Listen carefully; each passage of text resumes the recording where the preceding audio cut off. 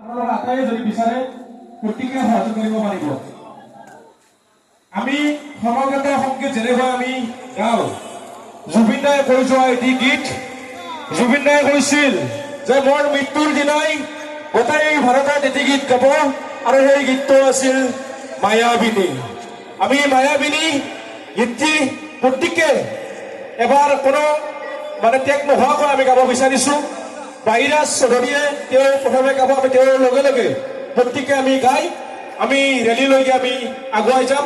আৰু আমাৰ এই অনুষ্ঠানটো চলি থাকিব। আপোনালোকে যদি কোনোবাই শ্ৰদ্ধাঞ্জলি জনাব বিচাৰে আপোনালোকে আগুৱাই আহি শ্ৰদ্ধাঞ্জলি জনাব পাৰিব।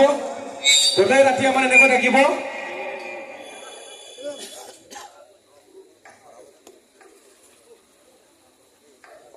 মই বাহিক আৰম্ভ কৰিবলৈ অনুৰোধ জনাইছো। আৰু আটাইয়ে